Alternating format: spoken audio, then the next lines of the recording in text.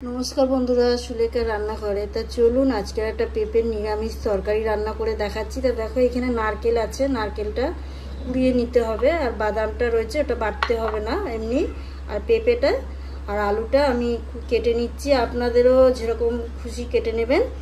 তা আমি কেটে নিই, তারপরে রান্নার দিকে যাব।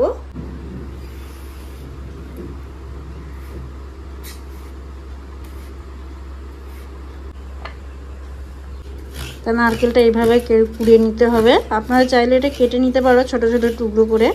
পেঁপে আর আলু কাটা হয়ে গেছে, তা আমি একটু হালকা ভাপিয়ে নিচ্ছি। এদিকে গরম জলটা বসিয়েছি, আমি একটু দিয়ে দেবো এগুলো, পেঁপেগুলো।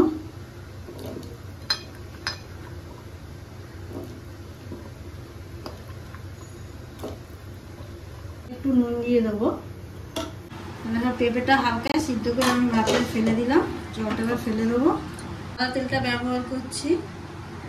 আলুটা দিয়ে দিলাম তেলে, আলুগুলো হালকা ভাজা হয়ে গেছে। এবার আমি পেঁপেটা দিচ্ছি, 2-3 মিনিট ভালো করে ভেজে নেবো পেঁপেটা। পেঁপেটা হালকা ভাজা হয়ে গেছে, এবার আমি তুলে নিচ্ছি। গোটা জিরে দিলাম, আটা দিলাম 1 চামচ, ওটা আমি চেলা করে নিয়েছি। অল্প একটু হলুদ দিয়ে দিলাম 1 চামচ। কাজু বাদামটা, তেজপাতা দিয়ে দিলাম। টমেটো নিয়ে নিয়েছি, নারকেলটা যেটা কুড়িয়েছিলাম ওই নারকেলটা দিয়ে দিচ্ছি। ভালো করে হালকা একটু ভেজে নেবো, সব রকম দিয়ে মশলাটা করেছে একসাথে। পেঁপে সিদ্ধর সময় দেওয়া হয়েছিল, এবার আন্দাজ মতন নুনটা দিয়ে দিলাম, একটু চিনি আন্দাজ মতন। হয়ে আসার সময় আমি 1 চামচ ঘি দিয়ে দিলাম।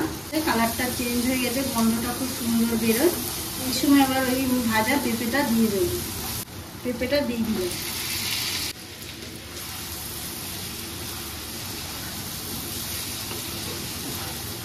সব একসাথে নিয়ে এবার আমি জল দিয়ে দিচ্ছি।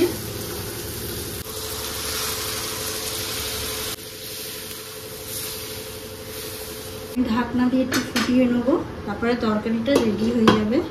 দেখো একটু বাকি আছে, আর সুন্দর একটা গন্ধ বেরিয়েছে, কত সুন্দর।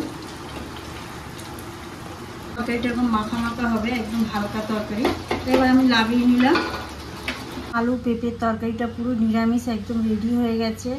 আপনারাও বানিয়ে বাড়িতে খান, দেখবেন। দেখে যদি ভালো লাগে তো প্লিজ আমাকে সাবস্ক্রাইব করে, লাইক করে আর কমেন্ট করে জানান।